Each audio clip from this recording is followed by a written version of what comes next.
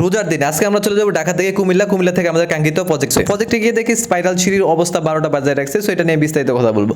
দেখেন এখানে যে বিষয়টা হচ্ছে যে আমাদের প্রজেক্টে যাওয়ার পর স্পাইরাল সিঁড়ি যেই পাশে দেওয়ার কথা ছিল এর অপোজিট পাশে দিছে।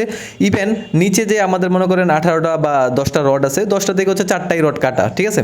তো এটা খুবই বিভ্রান্তকর ছিল। সো এই জন্য ওই সিঁড়িটাকে খুলতে হবে, খুলে তারপর হচ্ছে যে অপোজিট পাশে সিঁড়িটা করতে হবে।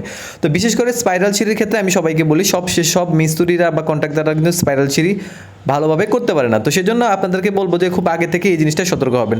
তো আমরা সাইট ভিজিটে গেলে অবশ্যই আমাদের কাজ 100% না হওয়া পর্যন্ত আমরা কাউকে ছাড় দেই না, কারণ আমাদের কাজটা 100% লাগবে, সেজন্যই আমরা সাইটে যাই।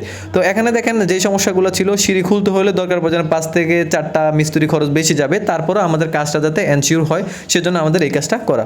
তো আমরা যেহেতু আমাদের কুমিল্লা প্রজেক্টে ছিল, আমরা সবসময় চলে আসি বিমানবন্দর থেকে কুমিল্লা রেল স্টেশন। তো ওখান থেকে হচ্ছে আমাদের বগুড়া উপজেলাতে, সো আমাদের হচ্ছে যে এই প্রজেক্টে চলে আসি। এখানে একটা ডুপ্লেক্স বা আমাদের ক্লায়েন্ট, সম্মানিত ক্লায়েন্ট, উনি হচ্ছে যে মিস্ত্রি খুঁজতেছে। তো মিস্ত্রি আসলে আমি আজকে যাবো, বাট ওনারা আসতে অনেক লেট হইতেছিল। তো সেই জন্য আসলে আমরা অপেক্ষা করে বিষয়গুলো পর্যবেক্ষণ করলাম, আরও অনেকগুলো ভুল।